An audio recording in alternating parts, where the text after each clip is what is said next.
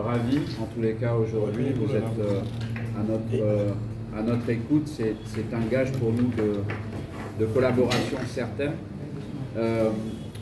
Avant aussi laisser un petit peu la parole à M. Ismaël Diakité, qui est non seulement le directeur général adjoint de la société minière de Bokeh SMB, mais aussi le haut représentant du consortium en Guinée. Je voulais réitérer au nom de l'ensemble des collaborateurs de la SMB que je dirige notre entière disponibilité. Vous le savez, depuis le premier jour en 2015, nous avons été dès que nécessaire et dès que possible à votre disposition. Je crois que avec l'ensemble des activités que nous menons, il est encore plus important aujourd'hui et demain de continuer cette collaboration et de pouvoir régulièrement être ensemble avec vous, face à vous, pour répondre à vos questions de manière transparente, franche, et dans une collaboration que l'on espère ne jamais s'achever. Il est important pour nous de pouvoir, lorsqu'il y a des débats, lorsqu'il y a des histoires, pouvoir se mettre avec vous, avoir au moins cette possibilité d'être dans la contradiction, d'amener également les informations à votre niveau et au niveau de tout le public, voilà, que vous représentez, par lequel vous relayez bien entendu l'ensemble des informations. Donc voilà, je vais, pour les remerciements et pour vous souhaiter la bienvenue, m'en tenir là, passer la parole quelques instants aussi à M. Diakité pour ces quelques mots aussi d'introduction. M. Diakité. Merci à tout le monde, merci d'être venu vers nous et merci aussi de la taille des médias qui sont présents dans cette salle. Je ne sais pas s'il est nécessaire que je rappelle que on est dans du réel, on est dans des faits. Les mines, c'est du réel, c'est des faits. D'en haut en aval, nous sommes avec du concret. Qu'il s'agisse de l'exploration minière ou de la mise en marché, nous sommes dans un domaine où la traçabilité, la redevabilité sont de mise. Donc nous avons toutes les raisons de pouvoir vous donner notre lecture de la réalité de la SMB dans tous ses comportements, parce qu'après tout, nous sommes une société citoyenne et nous sommes une société conventionnelle. Et du fait de cela, seule la matérialité des choses compte, donc des informations réelles. Et le fait que vous soyez venu à la source, pour nous, est un gage, comme le disait le DG, un gage de relations de bonne confiance, de très bonne confiance. On espère que ça va être comme cela. Il n'y a pas de mine sans investissement. Et il n'y a pas d'investissement sans rendre compte, sans redevabilité vis-à-vis des actionnaires qui ont ou mis des fonds au titre des apports d'actionnaires ou aller chercher des fonds au titre des prêts qui ont été contractés ça et là. Et vous constituez une partie prenante importante dans le domaine de la redevabilité. Nous devons vous informer. Et nous souhaitons donc que cet exercice d'information qui a commencé aujourd'hui se perpétue. Parce que sur beaucoup de plateformes, il y a eu des débats et il y a eu des discussions, il y a eu du partage d'informations. Et nous n'avons pas eu l'occasion durant toutes ces rencontres qui sont passées sur les plateformes, de venir vous dire la réalité dans laquelle nous sommes, au plan à la fois production et au plan marché, pour que vous en connaissiez tous les détails. C'est un métier qui est très compliqué, c'est un marché qui est très compliqué, mais il est aussi simple quand on est professionnel et quand on va à la source des informations. Donc ce qu'on veut aujourd'hui, vous êtes à la source, c'est de vous donner les informations les plus factuelles, les plus matérielles que possible. Voilà l'objet de cette rencontre, à mon sens, en tout cas en ce qui me concerne, en tant qu'ingénieur de mines et responsable d'une bonne partie des activités d'exploitation de nos gisements. Voilà ce que je voulais vous dire. Merci, M. Diakité. Je compléterai ce qu'a dit, alors on va faire comme ça, peut-être ça va être... je compléterai aussi ce qu'a dit M. Diakité, l'importance que revêt pour nous les échanges d'informations. On l'a dit hier, vous avez l'occasion d'être avec mademoiselle Héloïse Marchilly, qui est un bon point d'entrée. Il est vrai que nos activités aujourd'hui sont complexes, comme l'a dit M. Diakité, et que parfois l'accès aux informations peut vous paraître fastidieux. Vous avez un point d'entrée, on continuera, on réitérera ces exercices-là, parce qu'il est bon finalement de pouvoir régulièrement se tenir informés les uns les autres, parce que vous êtes aussi une partie prenante très très importante pour nos activités. Je vais refaire en 2 lignes un peu d'historique avant de vous laisser l'occasion de nous poser quelques questions. Le consortium, c'est une activité qui a démarré en 2015, comme vous le savez, avec un projet dans la bauxite, dans la région de Bokeh. Cette activité-là, aujourd'hui, représente un peu plus de 20 000 emplois directs. Je vais prendre la SMB, je vais prendre UMS, je vais prendre nos collègues à la marine et à la logistique maritime, je vais prendre les constructeurs, je vais prendre ceux qui font les routes pour nous, je vais prendre tous ces emplois qui sont directement liés et qui sont aussi une partie prenante importante de notre projet. 20 000 emplois directs qui, depuis 2015, ont généré pratiquement $1 milliard de contributions directes à l'économie guinéenne. C'est un projet important, c'est un projet qui a permis de réaliser de grandes choses.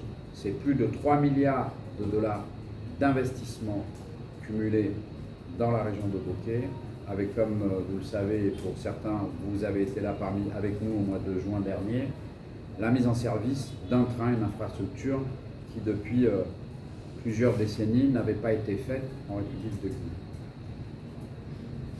La SMB a participé aussi, et le consortium est aujourd'hui partie prenante intégrante du projet Simandou. Le projet Simandou, que vous avez pu suivre aussi, parce que c'est quelque chose qui a été public à l'issue d'un appel d'offres international. Le projet Simandou, c'est aussi 15 milliards d'investissements sur les prochaines années, en 2 phases détaillées, qui, à la mise en service, permettra aussi de générer $1 milliard par an de recettes de contribution directe à l'État. Tout ça, ce sont des perspectives importantes que nous devons chacun garder en tête lorsque l'on parle des activités minières, le secteur minier que M. Diakité préside d'ailleurs à travers la Chambre des mines, mais aussi en particulier du consortium de la SMB et de ses partenaires. Donc voilà, je voulais profiter de cet échange avec vous aussi pour resituer, recontextualiser. Ce n'est pas des petits projets, M. Diakité l'a dit, ce sont des projets qui sont compliqués parce que c'est un marché compliqué, parce que c'est une logistique qui est compliquée et que je crois que nous devons être prudents, mais précis à la fois, professionnels, factuels, pas laisser forcément de place à des détails qui pourraient venir perturber, qui pourraient venir mettre un déséquilibre dans ce qui est en train de se passer depuis de nombreuses années, et pas uniquement à la SMB. Je crois qu'il faut être honnête aussi pour constater que c'est le secteur minier aujourd'hui dans sa généralité, avec la diversification des acteurs, qui est gagnant et qui ressort gagnant de tout cela. Voilà, je pense que j'ai à peu près fait, j'ai bien quitté le tour. Je ne vais pas prendre non plus trop de temps, le temps nous est tous compté dans ce format. Je vais juste conclure pour l'importance que je revêt pour les médias, que nous revêtons pour les médias et pour le passage d'informations. Nous restons entièrement disponibles dans la transparence grâce aux professionnels que vous êtes. Voilà. Je vais laisser la place à quelques questions. Je rajouterai aussi que s'il y avait d'autres informations que vous souhaitiez avoir, vous pouvez, à travers Héloïse Marchilly, nous en faire part. On sera vraiment heureux et content et ravis de pouvoir vous les donner le plus vite possible, voilà, factuellement. On va Oui. donc procéder juste à la session questions-réponses. On va essayer de répondre à toutes vos questions. D'accord? Vous avez Oui. Moi, journaliste, la voix du Info. Bonjour. Bonjour. On parle beaucoup d'investissements, on parle de millions en termes de dollars, des gros projets. En termes de bauxite, c'est la société qui fixe le prix ou c'est le pays qui fixe le prix par rapport à ce gros investissement? Très bien, super. Ben, très bonne question pour démarrer. Je vous remercie. Les prix du marché, les prix de la bauxite plutôt, parce qu'on ne peut pas parler de prix de marché, il n'y a pas de prix de marché pour la bauxite, je crois que vous le savez tous. Les prix sont faits, sont constitués d'une manière simple, très simple. Je suis un minier, une société minière. Nous avons une activité minière, une activité de carrière, qui fait que nous produisons un minerai. Ce minerai est transporté, il y a une logistique qui le transporte et qui va l'amener à un endroit déterminé. Dans notre cas, c'est le port de Dapilon, le port de Katoum, le port de Dapilon. Nous pratiquons, nous, une facturation de notre minerai jusqu'à ce port de Dapilon. Nous pouvons l'amener sur des bateaux qui sont ancrés, ce qu'on appelle FOB, et nous avons un prix FOB. Ce prix-là, c'est la société minière de Bokeh qui le pratique contractuellement avec son acheteur. C'est une logistique particulière, difficile, qui est à la fois, vous savez, 80-90% du prix de la bauxite, finalement, c'est cette logistique. C'est ce qui en fait son prix. Maintenant,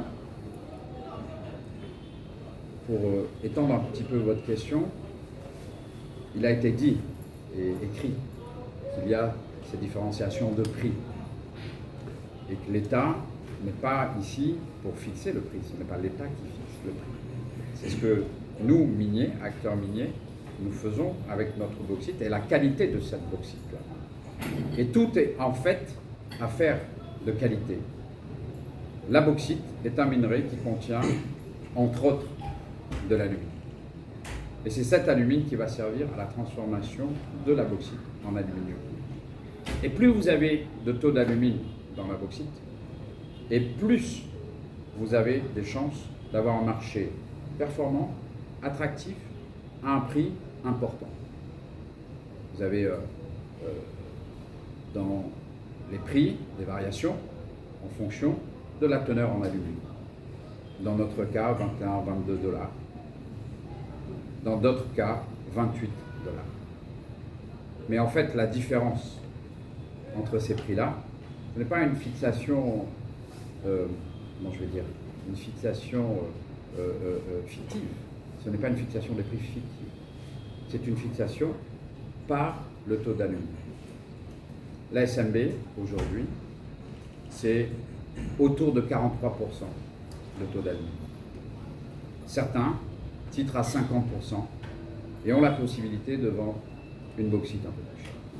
Voilà un peu comment le prix se fait, voilà comment les prix sont pratiqués et voilà les différences que nous pouvons trouver entre les compagnies minières. Alors, l'ingénieur vous dira que mon prix, c'est d'abord caromine. Tous les intrants que j'utilise pour abattre le minerai et le mettre à la disposition de ceux qui vont le transporter par des camions. Donc, on commence, la formation du prix commence à ce point-là. On décape, on explose, on ameublit, on fait l'état et quelqu'un vient prendre. Ça a un prix, caromine. On le transporte par des camions ou par le chemin de fer, ça arrive au port. Ça a un autre prix. Parce qu'entre-temps, il y a des coûts qui ont été intégrés. De là encore, la mer commence. Après le port, ce sont les barges, c'est jusqu'au point de transshipment, au point de transbordement où les navires viennent accoster. Il y a un prix. Ensuite, on embarque dans le bateau. C'est à partir de ce moment que le FOB intervient. Et c'est là où les éléments du commerce international s'intègrent dans le prix, ce qu'on appelle les incoterms. Nous, c'est à la fois le carreau mine, à la porte de la mine, c'est le DAT, le Delivery at Terminal, qui compose un prix, et il y a le FOB. Toute cette chaîne de dépenses est répercutée sur le prix FOB avant que le navire ne parte. Le navire va partir de là, il va aller à son port de débarquement de la marchandise. C'est là où le CIF intervient. Donc à chaque étape, le prix intègre des coûts, des charges qui vont se répercuter sur le prix de revient chez le client. Et de là maintenant, le marché intervient et les facteurs à la fois de qualité, donc essentiellement l'alumine, la teneur en eau et la teneur en silice vont contribuer à former le prix de vente. À côté de cela, maintenant, il y a la concurrence.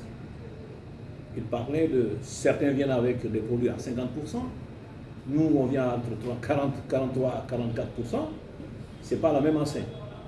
Ça, c'est un élément fondamental. Le deuxième élément fondamental, ce sont les technologies que vous utilisez pour extraire votre minerai. On ne peut pas comparer une autre compagnie qui est dans la zone avec une autre. On n'a pas les mêmes modèles d'affaires. On n'est pas exposé au même type de situation dans les mines et dans le transport. Donc la comparaison en cette matière requiert beaucoup de discernement. Et c'est en cela que les spécialistes interviennent. Et c'est en cela que c'est important pour venir à nous, pour que de façon ouverte et transparente, nous puissions nous dire comment les prix sont formés et comment on va sur le marché et dans quelles conditions on va sur le marché. Voilà ce que je voulais ajouter. Merci. Est-ce qu'on peut aujourd'hui que le consortium SMB-UMS t'arrête vis-à-vis du Guinée? Quel organe? Abdoulaye Siré Diallo ou Lizantienne? C'est une très bonne question. Et je vais essayer d'être le plus précis possible. Premièrement, vous n'êtes pas sans ignorer que l'État guinéen est actionnaire de la SMB depuis le jour 1 de son exploitation, comme beaucoup de compagnies minières. Donc je puis vous assurer que les organes de surveillance à l'intérieur de nos conseils d'administration, que ce soit les commissaires aux comptes, les auditeurs, mais aussi l'État, veillent à ce que notre compagnie, comme la plupart des compagnies, comme toutes les compagnies minières du secteur, soit en règle avec l'administration fiscale. Donc, à votre question, ma réponse est oui. Évidemment, le reporter de la télévision nationale. Moi, je voudrais savoir, vous parlez d'investissement, vous parlez de la teneur de la bauxite. Dites-nous, est-ce qu'il y a des projets qui sont prêts maintenant là pour la transformation de la bauxite, peut-être en aluminium ou en aluminium, parce que c'était des points discutés à l'installation de la SMB. Ça, c'est la première. Deuxième question, c'est par rapport aux travailleurs de la société qui étaient en grève il n'y a pas longtemps.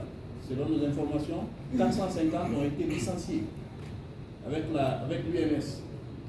Et parce que les promesses de la grève passée qui devaient être réglées en ce mois de janvier, ils ont réclamé ça. Et malheureusement, 450 ont perdu leur boulot. Est-ce que l'information est vérifiable? Est-ce que c'est vrai et comment ça se passe? Merci.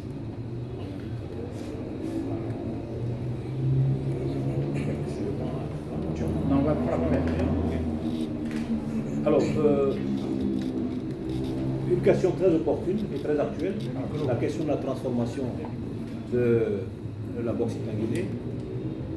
Elle a fait l'objet d'une convention spécifique qui a été signée pendant la même période que la signature de la convention concernant Ouda Santou, si je ne m'abuse. Donc la convention existe, elle a été mise en œuvre pour faire toutes les études techniques et d'ingénierie jusqu'à l'étude de faisabilité. Et comme vous le savez, l'implantation d'une usine dans les mines requiert deux conditions sine qua non. C'est premièrement la condition environnementale. L'usine est catégorisée comme potentiellement très pollueuse dans la mesure où il y a une grande quantité d'eau qui est utilisée, dans la mesure où il y a toujours la situation des boues rouges à traiter. Ceux qui ont fait Freya ont vu l'exemple. Il faut savoir comment les traiter. Et il y a également l'utilisation de matières comme la soude caustique, qui constitue la matière d'attaque dans le procédé Bayer pour la construction d'une usine d'aluminium. Donc les études environnementales se font sur la base des sites qui ont été alloués et sur la base des quantités d'eau qui vont être utilisées dans le processus et sur la base des sites de conservation des boues rouges et de traitement des boues rouges. La deuxième, c'est toutes les menaces et tous les dangers liés à une usine. C'est une étude assez lourde parce que la transformation de la bauxite en alumine requiert le procédé Bayer qui demande, comme je le disais, demande beaucoup d'eau et beaucoup de soude et beaucoup de chaleur et beaucoup d'énergie. Donc ce sont des installations à haut risque dont les études sur les dangers et les menaces doivent être faites avec la plus grande finesse. Donc nous avons réalisé une étude de faisabilité, nous avons réalisé une première étude d'impact environnemental et social, nous avons jugé nécessaire de changer le site a été changé et nous sommes en train de mettre à jour l'ensemble des études qui sont requises pour que l'usine soit moins polluante et crée moins de dangers à la fois pour la nature mais également pour les populations environnantes. Mais sachez une chose, c'est que notre actionnaire majoritaire presque dans cette affaire, qui est Weichai, dispose d'une technologie assez performante, est le plus grand propriétaire d'usines privées de transformation de la bauxite en Chine, donc qui a acquis au long des décennies une forte expérience en matière d'implantation. Donc le travail continue, c'est un travail qui est complètement différent du travail d'implantation d'une mine, et la convention est signée et nous continuons à l'appliquer. Deuxième question. Pour la deuxième question, en tant qu'unique représentante de UMS, et comme je le disais hier, on va essayer de rester concentré aujourd'hui sur les questions de la SMB. On pourra refaire une conférence de presse où on fera intervenir cette fois-ci notre directeur des ressources humaines, qui aura pleinement la parole pour répondre à vos questions. Je vous demande aujourd'hui de rester centré sur les questions de la SMB. Nous ne sommes pas du style à faire de la rétention d'informations. On répondra à vos questions aussi sans problème. Oui, alors on est comme ça. Moi, je m'appelle Cameron Camara, 1914.com. J'ai une étude. Puisqu'on parle de la SMB, on parle de façon globale du secteur ministériel. Toutes les concernées par cette question, on a eu de nouvelles autorités. Et on a eu un nouveau ministre de l'Île qui avait annoncé une sorte de révision avec certains permis allaient être même retirés. Alors que contrairement à cela, le président de la transition avait annoncé le respect des accords et conventions qui existaient déjà. Est-ce que cette déclaration du ministre de l'Île a eu quelconque conséquence sur l'activité minière, sur l'activité de la SMB? Deuxième question, c'est de savoir, je viens de le dire, on a eu un coup de cas qui a été enregistré. Est-ce que vous avez pu quantifier, est-ce qu'on peut savoir aujourd'hui l'impact de ce coup d'état-là sur vos activités en termes d'argent, combien on peut estimer s'il y a eu de pertes, non seulement sur le projet SMB à Bokeh, mais aussi par rapport à vos prévisions concernant ce mandat. Merci. On peut faire double réponse. La première, si vous me permettez, la SMB ne commente pas les questions politiques. Puisque je comprends votre question, mais je préfère laisser à ceux qui ont eu à faire ces déclarations pouvoir éventuellement vous répondre. Moi, je ne peux malheureusement pas faire d'explications là-dessus. Par contre, je peux vous assurer que, et on l'avait dit, et la Chambre des mines présente là pourra aussi le réitérer, nous avons été convoqués parmi les premières personnes, les premiers secteurs convoqués, il me semble le 16 septembre, si ma mémoire est bonne, le 16 septembre, par l'ensemble des nouvelles autorités. Dans les micros. D'accord. Par l'ensemble des nouvelles autorités, pour nous rassurer, pour nous permettre de continuer de travailler et pour faire en sorte qu'il n'y ait pas d'impact d'une situation sociopolitique sur l'ensemble de nos activités. Je crois qu'il est bon aujourd'hui de reconnaître que ceci a été fait, mis en place. Nous avons pu continuer à travailler, si vous vous souvenez également des déclarations faites à ce moment-là, dès le 6 septembre, ce qui nous a été rassuré le 16 septembre, comme je l'ai dit tantôt. Donc je crois que aujourd'hui, je peux vous dire qu'il n'y a pas eu d'impact de cette situation sur nos activités. L'impact de la pandémie du Covid-19 a été beaucoup plus important ces 2 dernières années sur l'ensemble des activités, sur l'ensemble du secteur. Ça s'est ressenti. Il a fallu qu'on s'adapte. Tout le secteur minier s'est adapté et nous avons pu continuer à travailler en respectant les gestes barrières, en modifiant un petit peu les procédures de contact entre les gens et de travail avec l'ensemble de nos collaborateurs. Voilà ce que, pour resituer un petit peu votre question sur la SMB, tu veux étendre sur le secteur? Oui, écoutez, en ma qualité de président de la Chambre des mines de Guinée, pour le compte du consortium SMB Winning, nous avons constaté avec beaucoup de satisfaction toutes les mesures qui ont été prises au lendemain des événements du 7 septembre.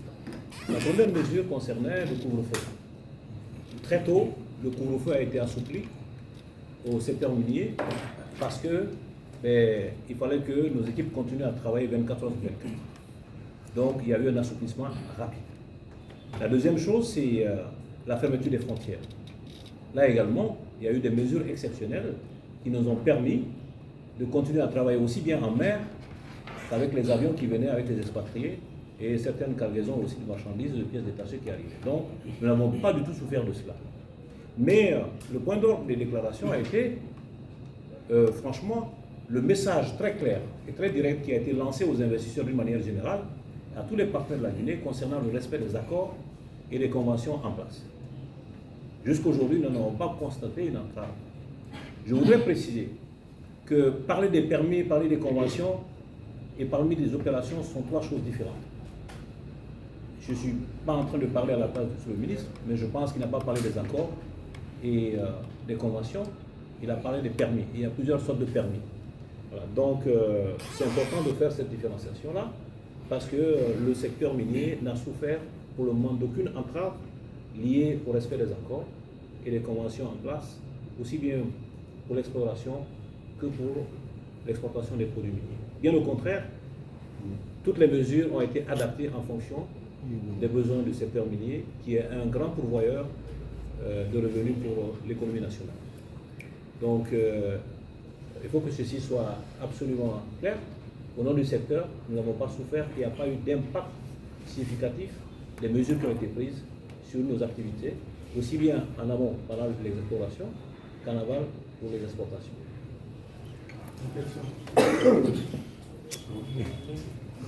Je suis vraiment directeur Alors, moi je voudrais revenir un peu sur la question du prix.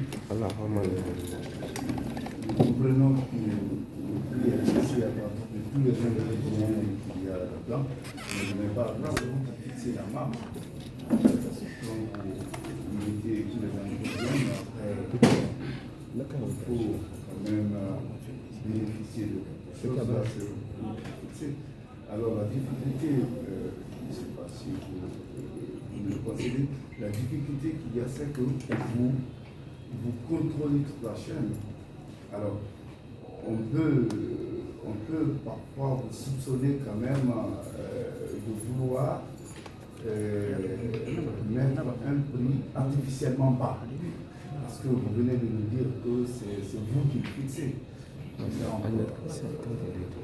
sais pas, je voudrais avoir quand même un petit commentaire là-dessus. Et surtout, quand vous dites que c'est vous qui le fixez, cela se fait entre vous et l'acheteur. Et je viens de dire que c'est toute la chaîne, c'est vous qui contrôlez, c'est-à-dire que l'acheteur aussi, il fait partie de vous. Mais donc, est-ce que ça veut dire que l'État n'a aucun regard sur le prix? L'État n'a aucun contrôle et il ne peut pas du tout demander à ajuster, à réajuster le prix. Bonne question. Bonne question. Je vais vous répondre aussi sincèrement que possible. Je n'ai pas à ma connaissance de collègues compagnies minières qui ne contrôlent pas ces prix. Je ne connais pas d'opérateurs industriels qui ne contrôlent pas ces prix. On l'a dit tout à l'heure, je vais essayer de faire bref, c'est une chaîne logistique. Le minerai de bauxite, à la différence peut-être d'autres minerais, n'a de cours que celui qu'on peut lui donner à travers un enchaînement de logistique. Et comment rendre attractif un minerai qui, à un moment donné ou un autre, si vous nous avez suivis depuis le début de nos opérations, lorsque nous avons démarré en 2015, où il s'agissait d'aller vendre la Guinée, la bauxite de Guinée, et de la rendre compétitive face à des bauxites sur le même marché d'arrivée plus proche, il fallait effectivement avoir la possibilité de contrôler l'ensemble de la chaîne. Nos collègues du secteur minier contrôlent chacun leur chaîne. Arriver à rendre une bauxite compétitive, et je l'ai dit, identique, toute proportion gardée, à un prix que peuvent pratiquer d'autres personnes avec une qualité supérieure, je crois qu'il n'y a pas de confusion à avoir là-dessus. La bauxite de Guinée que nous avons exportée représente ce titre à peu près aux alentours de 43%. 43%. Le taux de réjection, ce que l'on appelle le taux d'alumine, pour accéder sur un marché européen, c'est 46%. Il y a des chiffres, vous pouvez les vérifier. Ce que je vous dis là, ce n'est pas une invention de la SMB, ce sont des chiffres, c'est factuel. Vous pouvez vérifier que ceux qui accèdent au marché européen ont des bauxites en taux d'alumine largement supérieur à ces taux-là et largement supérieur au taux de la bauxite de la SMB. C'est pourquoi le marché que nous avons, nous, est un marché asiatique, qui est capable d'absorber du 43%, du 42%, et dans nos premiers bateaux, du 39%. Et c'est pour ça qu'aujourd'hui, à moins de 43%, il est très très difficile de pouvoir vendre la bauxite de Guinée, parce que justement, lorsque vous ne contrôlez pas l'ensemble de votre chaîne logistique, vous n'êtes pas compétitif sur le marché mondial. Et je pourrais vous donner, mais ce n'est pas la peine que je le fasse, vous le savez mieux que moi, les compagnies qui ont malheureusement dû baisser pavillon parce que leur bauxite n'était plus d'assez bonne qualité pour être vendue et parce que la chaîne logistique n'était pas contrôlée par ces compagnies. Donc, la conclusion, c'est de dire que, oui, effectivement, si nous avons la possibilité d'avoir une bauxite de très haute teneur en alumine, de basse teneur en silice, peu humide également, parce que M. Diakité l'a dit tout à l'heure aussi, la teneur en eau est un élément important, parce qu'à un moment donné, il faut la sécher, cette bauxite. Il faut la sécher, sinon c'est un coût supplémentaire. Si nous avons la possibilité d'avoir ça, oui, nous pouvons aller vers des marchés plus importants, plus rémunérateurs pour les uns ou pour les autres, ce qui n'est pas actuellement le cas, dans tous les cas, de notre compagnie. Oui, un peu de sémantique pour vous. Hein. Vous savez, la notion de contrôle, elle est très relative selon qu'on soit anglo-saxon ou francophone. On n'a pas un contrôle absolu sur le prix. Absolu. Vous avez parlé de prix artificiellement bas. Non, ça n'a pas existé. J'ai commencé par dire ici clairement d'aller sur les faits du factuel, de la matérialité. Les coûts liés au prix de la bauxite, de la mine, jusqu'au chez le client, sont des coûts réels qui sont contrôlables. Donc, le premier contrôle qu'exerce la Guinée sur la bauxite et toute autre matière qu'on exporte, c'est à la fois un contrôle de qualité et un contrôle de quantité qui s'exerce par l'intervention d'inspecteurs spécialisés dans une équipe multidisciplinaire qui constate à la fois le volume et la qualité et qui font des rapports. Et à côté, nous aussi, on fait la même chose. Tous les coûts qui sont intégrés au coût jusqu'au prix de revient sont des coûts analytiques, donc qui peuvent être audités, qui peuvent être évalués et qui peuvent être comparés par ailleurs. Et quand vous dites aussi artificiellement bas sur le marché, non, c'est le marché qui dicte, que ce soit le marché à terme ou le marché du contrat, c'est lui qui dicte la marge que tu dois avoir. C'est pas pour rien que certains ferment. S'ils avaient le contrôle de leur prix, vous pouvez imposer leur prix sur le marché, ils n'allaient pas fermer. Donc la question du prix au marché est une question réelle, une question qui est liée aux conditions du marché. Dans quelles conditions les clients vont acheter en termes de qualité, de quantité, de délai de livraison. Il faut tenir compte de ces éléments-là. Aujourd'hui, un facteur qui commence de plus en plus à émerger, parce que c'est important pour tout le monde, c'est la question de l'empreinte carbone.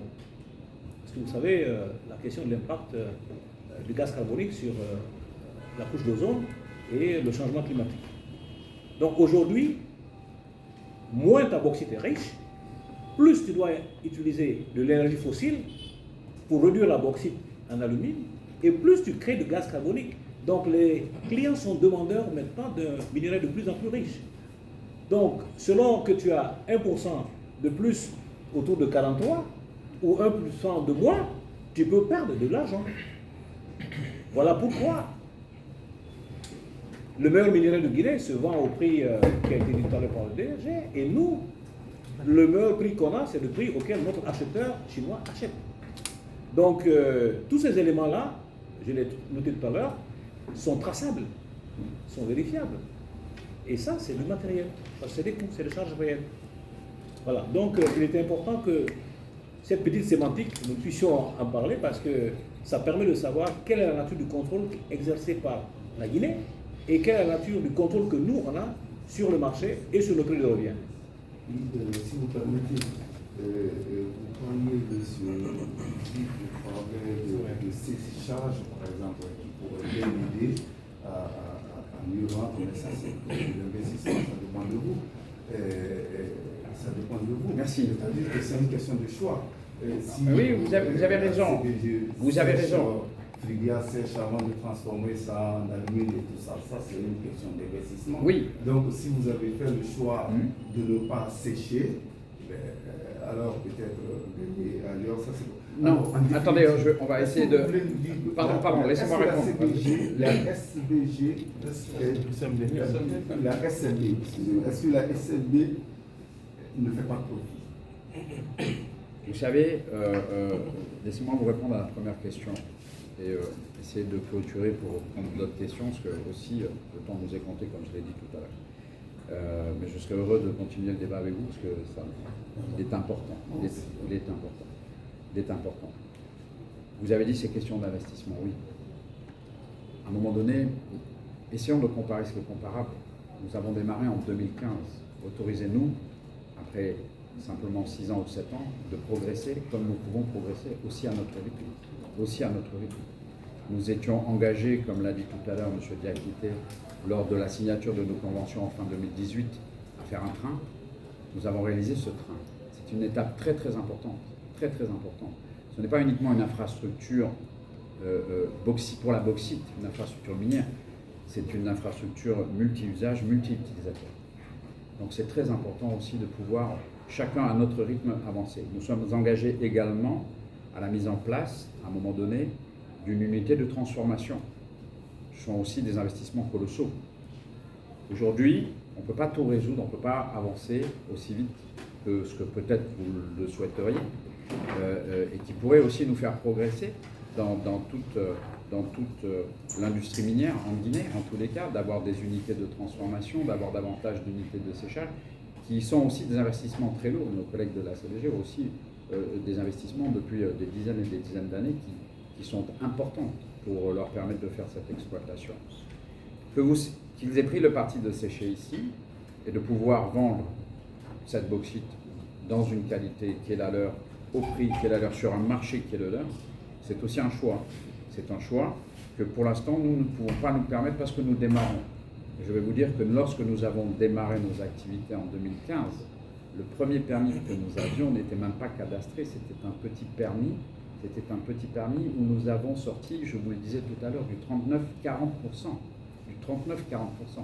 Donc il viendra le temps, vraisemblablement, où on pourra effectivement avoir ce niveau d'investissement, où nous pourrons aussi vendre sur d'autres marchés, où nous pourrons vendre peut-être davantage et nous permettre aussi de faire des investissements. Aujourd'hui, l'ensemble de notre activité nous a permis de réinvestir immédiatement et rapidement sur le train, sur un deuxième port, sur des augmentations de capacité sur le train.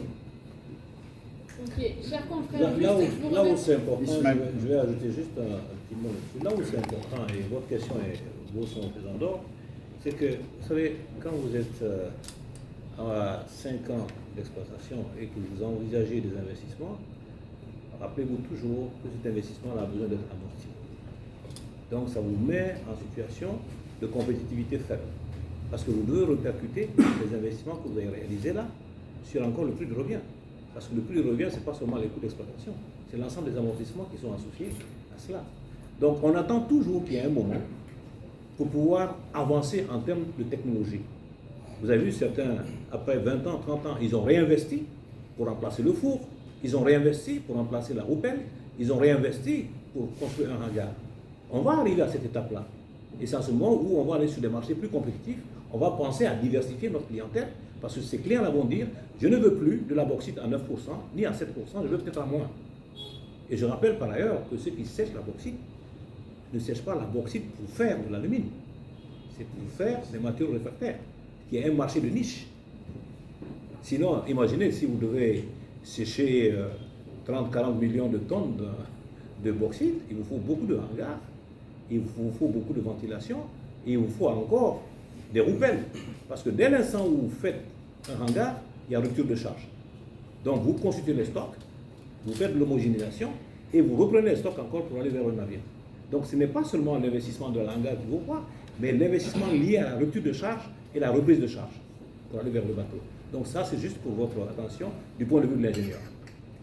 je vous remercie. Comme je le disais, s'il vous plaît, on a largement dépassé le temps imparti. On avait un format de 30 minutes, on est à plus de 50 minutes. Donc on vous remercie en tout cas, fortement, pour vos questions. On vous remercie pour votre attention. La confiance. S'il vous plaît, Vraiment, juste une question, s'il vous plaît, juste une question, puisqu'on a besoin de chiffres. On a besoin de chiffres par rapport à tout ce qui se dit dans la presse. Et ces derniers temps, nous avons besoin de comprendre, mais réellement, combien de quantités la SMB a réussi à avoir, à exporter. Et puis, sur la question de la transparence, vous savez bien, c'est une préoccupation de tous les acteurs qui interviennent dans le secteur. On a besoin de connaître quels sont comment on appelle ça, quels sont les actionnaires qui interviennent dans le cadre de la SMB à travers les différents consortiums, puisqu'on nous parle des sociétés qui sont tapées dans les paradis fiscaux aujourd'hui, qui font que la Guinée n'arrive pas à gagner autant d'argent qu'elle aurait pu avoir. On parle même de 300 millions de dollars de pertes. Alors, on a besoin de connaître tout ça. Donc, on a besoin de chiffres, messieurs les directeurs. On a besoin de statistiques. Réellement, à combien la tonne est vendue, réellement, combien de quantités vous exportez, et quels sont les acteurs, quels sont les actionnaires qui interviennent dans le cadre de la SMB. Et puis, vu l'environnement actuel, et comment est la situation du projet de Simandou. Monsieur Diakité sait bien qu'il était le patron du projet Simandou à Rio Tinto, et il a changé de société. Et avant, c'était à peu près 20 millions de dollars, 20 milliards de dollars pour réaliser l'ensemble des infrastructures et la mine. Et on entend ici que c'est 15 milliards de dollars. On ne sait pas si c'est les coûts de la vie qui ont baissé entre-temps du côté de la SNB ou qu'est-ce qui s'est passé. Ou bien vous allez utiliser moins je ne sais pas. Donc on a besoin de comprendre tout ça. Ok, alors je vais répondre rapidement parce que je suis désolé. Après, on clôture, s'il vous plaît. On va clôturer parce que nous sommes attendus dans une administration et je ne peux pas me permettre d'être en retard. Donc, ceci étant dit, on va aller simple. Tout ce que vous demandez là, vous avez dit la transparence, il y a un certain nombre de rapports qui sont publics, il y a des informations qui sont publiques, vous pouvez aller les chercher sans même me poser les questions. Sans même me poser les questions, parce qu'elles sont publiques et que les gens arrivent à les trouver publiquement. La SMB aujourd'hui, c'est 3 actionnaires. 3 actionnaires. Et je pense que je ne trahis aucun secret, parce que ça aussi c'est public. 3 actionnaires qui ont participé à la construction de ce projet et qui sont là avec nous. 3 actionnaires. UMS, Weichao, Gini. 3 actionnaires. Je l'ai dit aussi tout à l'heure, l'État est aussi parmi la SMB en tant qu'actionnaire étatique, puisque c'est le cas dans toutes les compagnies minières. En ce qui concerne les chiffres de production, ils sont publics, ils sont transmis puisque nous payons les taxes d'extraction et d'exportation dans toutes les administrations. Donc aujourd'hui, vous dire que la SMB a démarré en faisant 11 millions de tonnes, 29 millions de tonnes et sur un rythme de 30 à 35 millions de tonnes, ce n'est froissé aucun secret, puisque vous voyez encore une fois, il suffit de poser les questions, c'est factuel. On n'est pas dans est-ce qu'on aurait fait, est-ce qu'on aurait vendu, est-ce qu'on aurait fait des milliards et des milliards et des milliards. Voilà, je veux juste encore une fois vous diriger vers des faits, vers des informations publiques. On m'a posé une question tout à l'heure sur la fiscalité. Encore une fois, je vous dis, tout est en règle, tout est fait proprement avec des auditeurs internationaux. Toutes nos compagnies, tous nos actionnaires sont aussi avec des auditeurs internationaux et tout est vérifiable. Ce qui se passe après, puisque c'est ce que vous sous-entendez aussi, ne concerne pas la SMB. Donc je pense que nous pourrons refaire ces exercices-là aussi souvent que vous le souhaitez. Je suis complètement disponible, je peux vous accueillir 1 à 1, 2 par 2, 3 par 3 dans des formats qui nous donnent peut-être plus de temps, parce qu'il est important, quand on a un projet comme le nôtre, il est important que nous soyons tous édifiés de manière factuelle et professionnelle, et pas sur des suppositions. Certainement pas sur des suppositions, parce qu'aujourd'hui, ces projets sont d'une importance capitale pour notre économie et d'une importance capitale pour l'ensemble de la population guinéenne. Nous sommes fiers, nous, de participer à tout ça. Comme je l'ai dit, nous avons beaucoup d'employés, c'est beaucoup de familles, c'est beaucoup de sociétés de services qui sont autour, ça génère beaucoup de choses, et je pense que on n'est pas là, absolument pas là pour fragiliser ces équilibres-là. Je vous remercie en tous les cas de nous avoir accordé un peu de votre temps, et puis comme je l'ai dit, Héloïse, nous sommes très